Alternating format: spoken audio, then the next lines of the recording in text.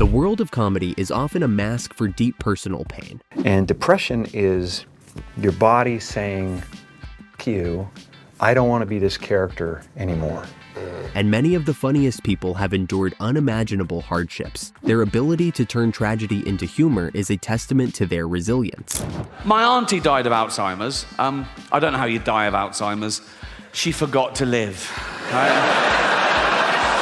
But their stories reveal the heavy price of making others laugh. Here are some comedians whose lives were marked by profound struggles, addiction, mental health battles, and personal loss. Jim Carrey is now a household name. You had a real messed up childhood. I had an odd childhood. Yeah, it was a lot more messed up than I thought, apparently, according to the team of doctors. No, when I see your biography on TV and stuff, it was so. I mean, I was kidding about it before, but it does sound kind of sad. I mean, you grew up in a car. I like that music. Keep it going.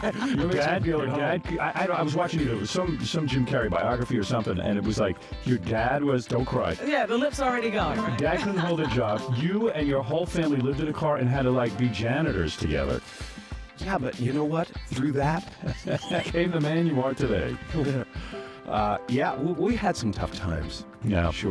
Synonymous with over-the-top physical comedy and blockbuster films. However, his early life was far from glamorous. Carrey grew up in extreme poverty, with his family living in a van and later a tent during his teenage years. Even when his father found stable work, Carrey and his brother had to take on janitorial jobs just to help the family survive. His rise to fame was not immediate, and he spent years as a struggling comedian before achieving success. The hardships of his youth left a lasting impact, shaping his relentless work ethic and the manic energy that defines his performances. Patton Oswalt, known for his sharp wit and self-deprecating humor, faced an unimaginable tragedy in his personal life. Once you get past 50, everything's fatal. When I was in my 20s, I would walk into propellers and put some Bactine on it. I was fine.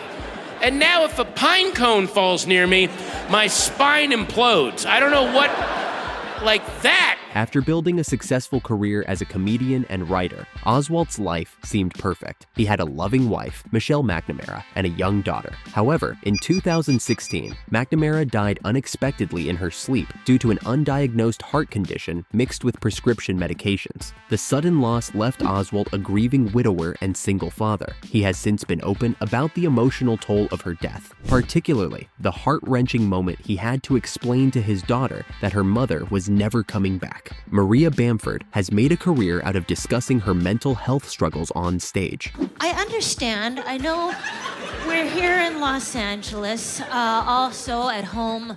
I know we're all artists. We all have a gift. If at any point during my program you feel disgusted, you think to yourself, why isn't comedy better than I remembered? Turning her pain into comedy. She has been vocal about her battles with depression, anxiety, obsessive-compulsive disorder, and bipolar disorder. At one point, her mental health deteriorated so severely that she checked herself into a psychiatric ward to avoid harming herself. Bamford's comedy is a raw and unfiltered exploration of her ongoing fight for stability, offering both humor and insight into the challenges of living with mental illness. Pete Davidson's comedy often touches on his traumatic childhood, particularly the loss of his father. You know, I lost my dad on 9/11, and I always regretted growing up without a dad. Until I met your dad, Justin. Now I'm glad mine's dead. A New York City firefighter who died during the 9/11 attacks. Davidson was only 7 years old at the time, and the tragedy left deep emotional scars. He has struggled with mental health issues throughout his life, including a childhood episode where he pulled out his own hair in distress. As an adult, Davidson has been open about his battles with depression and suicidal thoughts, even prompting a wellness check after posting concerning messages on social media. Despite his struggles, he continues to use comedy as a way to cope and connect with others. Andy Dick's career has been overshadowed by his well-documented struggles with addiction and erratic behavior. Hello, I'm Andy Dick. Drugs aren't that bad. Some of them. What? No, is marijuana considered a drug? Yes. To you. Hello, I think saying no to drugs is very, oh good. This is not a drug. What? I'm ready when you are. I'll just hide it. Take 37, marker.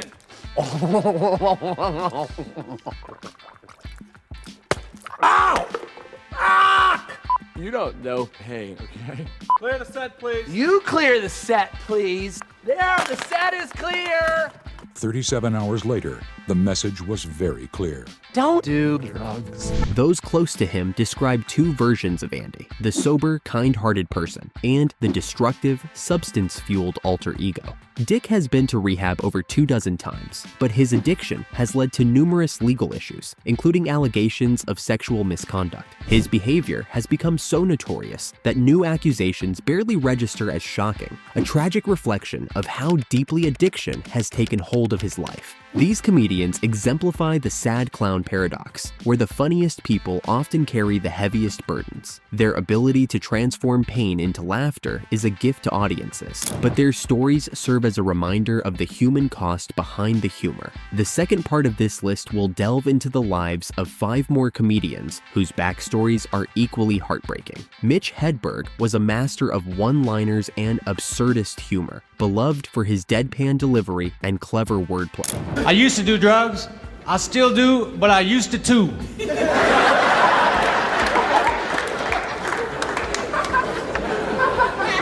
Yet behind his quick wit lay a relentless battle with drug addiction. Hedberg openly joked about his substance abuse, famously quipping, "I used to do drugs. I still do, but I used to too." Despite interventions from friends, he resisted quitting, even declaring his intent to use heroin until death. Tragically, that prediction came true in 2005 when he died of an overdose at just 37 years old. His untimely death cut short the career of one of comedy's most unique voices. John Belushi was a comedic force, known for his wild energy on Saturday Night Live and in films like Animal House. I'm John Belushi.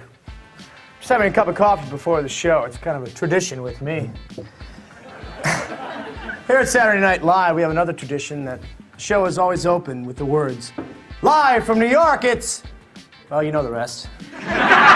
But as his fame grew, so did his dependence on cocaine. Friends, including Carrie Fisher and director John Landis, tried to intervene, urging him to seek help. Belushi refused, spiraling further into addiction until he began using heroin. In 1982, at 33, he died from a speedball overdose, a lethal mix of cocaine and heroin. His death was a stark warning about the dangers of excess, yet it was a lesson tragically repeated by others who followed in his footsteps. Chris Farley's career mirrored Belushi's in both success and downfall. Despite Chris Farley's episode being a welcome return for the Saturday Night Live legend, audiences could tell that the comedian was in a worsening condition. His voice throughout the episode was noticeably hoarse after dress rehearsal, which wasn't helped by his appearance as characters like Matt Foley, which required him to strain his vocal cords even harder. Norm Macdonald criticized the decision to put Farley on an exercise bike in the Matt Foley sketch and claimed he tried to stretch out that episode's weekend update to give him time to rest. In future reruns of the episode, the cold open and monologue were cut out of respect for Farley. A larger-than-life presence on SNL, Farley's physical comedy and infectious enthusiasm made him a star. But like Belushi, he struggled with addiction and obesity, cycling through rehab 17 times. Despite his efforts, he couldn't escape his demons. In 1997, at the same age as Belushi, Farley died of an overdose, this time involving cocaine and morphine. His death underscored the brutal pattern of self-destruction that haunted comedy's brightest talents. Robin Williams was a comedic genius whose rapid-fire improvisation and boundless charisma made him a legend. So many of us did it, and you get through it, and there'll be those nights when you do cocaine, and you be like, I'm gonna die, I'm gonna die, I'm gonna die, and then you wake up the next morning, I didn't die.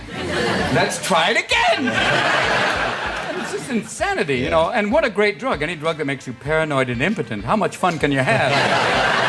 Come on, let's do this. What are you doing? I can't! I'm nobody, Charlie, I'm nobody! And even your right hand is going, shall I start him?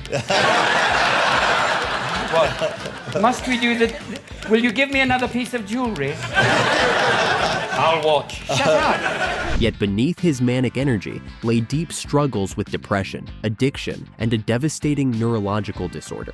After years of battling cocaine and alcohol addiction, Williams finally achieved sobriety, only to face a new enemy, Lewy body dementia. The disease, which was only diagnosed after his death, caused paranoia, memory loss, and crippling anxiety. In 2014, overwhelmed by his deteriorating mind, Williams died by suicide. His passing revealed the cruel irony of a man who brought joy to millions while fighting invisible demons. Richard Pryor is often hailed as the greatest stand-up comedian of all time. Are you still straight now?